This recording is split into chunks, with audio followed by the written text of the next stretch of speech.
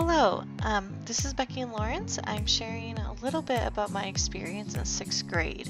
My teacher was Mr. Costin, and he was tough and gritty and all the things a very timid sixth grade girl would be afraid of. But one of the things that I now in retrospect really respect about him was his ability to allow us to fail. And he told us to have respect and responsibility.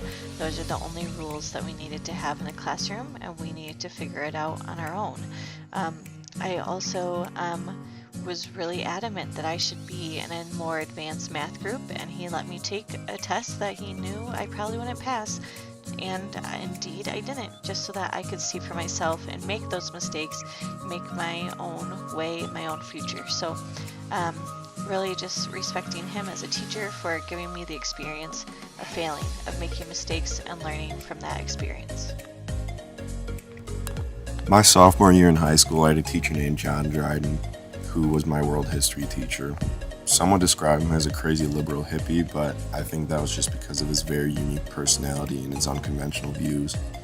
He promoted learning by the Socratic discussions and public dialogue that we had with each other for hours at a time, instead of reading notes and taking notes from textbooks that we didn't even understand why we were learning them.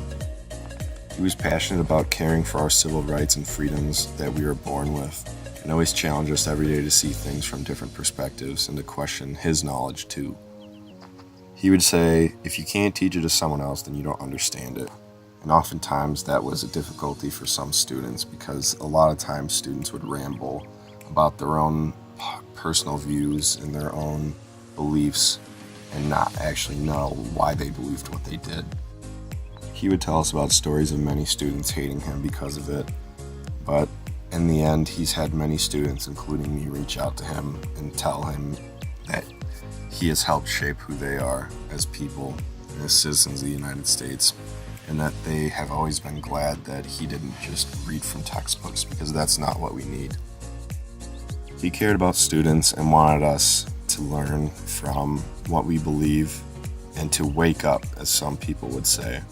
He would always bring attention to the truths and lies told, and would always make us question what was true and what wasn't, and believe what we wanted to believe.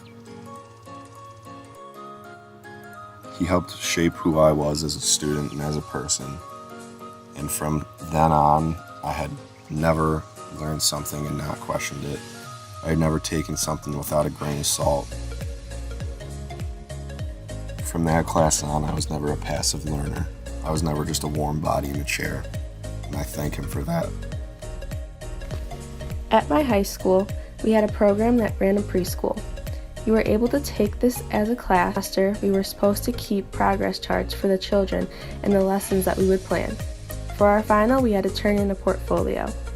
My teacher would stress the importance of working on the binder throughout the semester.